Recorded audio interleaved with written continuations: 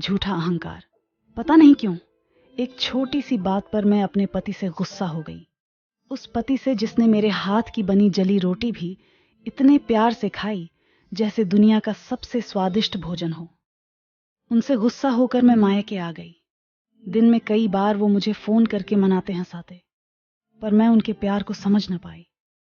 मेरी कुछ सहेलियों ने मुझे ऐसा बहकाया कि मैं खुद को विश्व सुंदरी समझने लगी, और जो 2-3 लड़के मुझ पर जान देते थे, मुझे लगा मैं जिंदगी भर ऐसे ही रहूंगी, और अपने पति पर दहेज का झूठा आरोप लगाकर उनसे तलाक मांग लिया। जिस इंसान ने मेरी मांग भरी और मेरी हर मांग को पूरा करने के लिए मेहनत की, जो मेरी खुशी और मुस्कुराहट के लिए खुशी खुशी तलाक दे दिया। मैं अपनी सहेलियों के पास खुश होकर चली गई। 1-2 साल में उन सहेलियों की शादी हो गई और वो अपने पतियों के लिए दोस्ती छोड़कर परिवार संभालने लगी।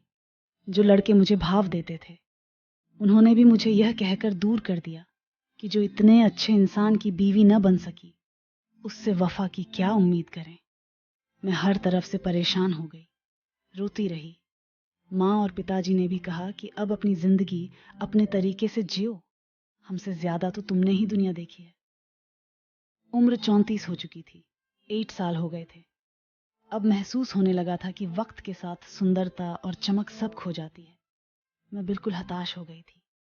मैंने आत्महत्या करने का इरादा कर लिया था, लेकिन मरने से पहले एक नदी के पास गई। ये वही नदी थी जिसके किनारे मैं अपने पति के साथ हर शाम आती थी। आज नदी बहुत उफान पर थी। लहरें ऐसे उठ रही थीं जैसे मेरे पाप के प्रायश्चित के लिए खुद में मुझे समाने का इशारा कर रही हो। आज एक पल में मुझे अपने झूठे अहंकार की तस्वीर सामने आ गई। मैंने आंखें बंद करके नदी की तरफ कदम बढ़ाया और अचानक से एक आवाज आई, सोना, चलो घर चलते हैं। मैंने पीछे देखा तो वो मेरी तरफ प्यार से देख रहे थे। मैं कुछ कहती उससे पहले मेरे होंठों को चूम कर बोले, मैं अब भी तुम्हारा ही इंतजार करता हूँ। I love you so much. और मैं फिर से अपने घर आ गई। ऐसा लग रहा था जैसे पति के रूप में परमेश्वर ही मिल गए। आज मेरे 2 बच्चे हैं और मैं अपने पति से बेहद प्यार करती हूँ।